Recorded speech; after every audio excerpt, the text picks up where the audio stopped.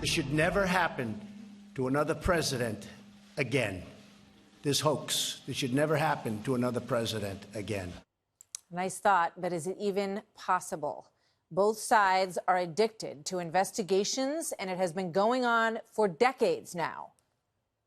I did not have sexual relations with that woman. The facts have integrity. They seek to do nothing more than to attack, attack, attack. When the House voted to impeach President Clinton, Republicans and Democrats went running to their respective corners, and many might argue they never returned. That partisan divide only widened under Presidents Bush and Obama, and now Trump, each with their own investigations and scandals and controversies that went back and forth, fueled by the other side. We were misled that there were supposedly protests and then something sprang out of that, an assault sprang out of that. The fact is, we had 4 dead Americans. What difference at this point does it make? How long will it take you to produce Lois Lerner's emails? Well, Could we have that by Friday? Absolutely not. Was there ever a time when you drank so much that you couldn't remember what happened or part of what happened the night before? I don't know. Have you? This is the most unethical sham since I've been in politics. Wow. That's stress-inducing, right? Here now, Trey Gowdy, former Republican chairman of the House Oversight Committee, who you saw in that montage, and now a Fox News contributor. Trey, always good to see you. Thank you for being here tonight. Each side obviously would say that they had very good reason for the investigations on either side, but nonetheless, the tenor of these, sort of tit-for-tat investigations has been something that we've been living with for quite some time. Yeah, and the next 2 years will be worse. I mean, if the president thought he had a cloud over the last 2 years, at least Mueller did his work confidentially. Congress will not. At least Mueller, I think, had an open mind going into the investigation. Congress does not. Mueller, I was shocked at the paucity of leaks from the Mueller investigation.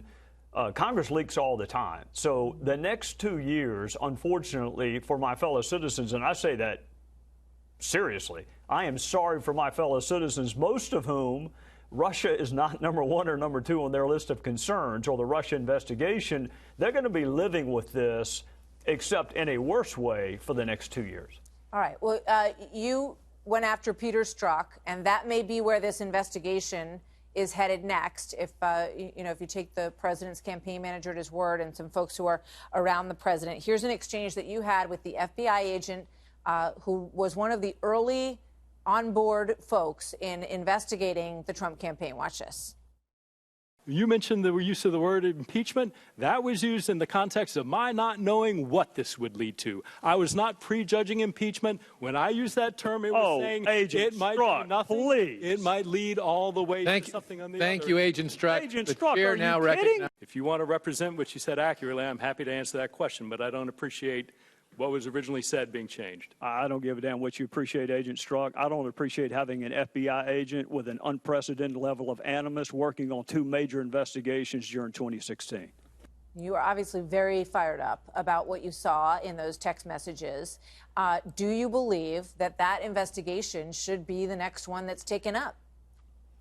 Well, I think it's going to be, I think Lindsey Graham has made it clear. Michael Horowitz is investigating it now. He's no partisan. Bill Barr has expressed an interest in investigating. I would think everybody would want to know, was there sufficient factual predicate for the launching, the initiating of this investigation? It'd be great, Martha, if we could agree we don't need biased FBI agents running counterintelligence investigations. That's something that most Americans do agree on, but Congress cannot. I mean, it'd be great if we had some unanimity. Let's make sure Russia and no one else ever does what they did to us in 2016.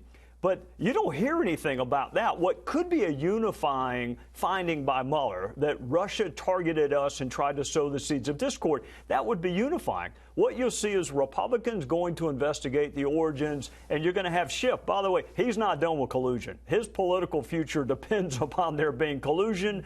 He's going to go look into that, and of course Nadler and the rest of them are going to go look at obstruction of justice. So it's going to last for 2 years. It will not be bipartisan. The Senate Intel Committee, I think, did a reasonably good job on the bipartisanship until they got to collusion, but you'd be hard-pressed to find another committee in Congress that did. You know, you always stuck up for the Mueller investigation.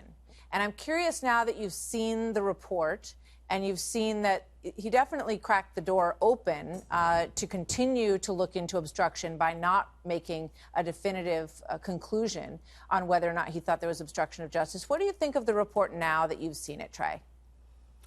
I still don't think it should have been made public. And I'm in a really small universe of people that believes that. But I think the Department of Justice speaks in indictments and not in reports. If you have sufficient evidence to charge someone with obstruction, then at least do them the courtesy of allowing 12 of their fellow citizens at some point to hear all the evidence and reach a unanimous verdict.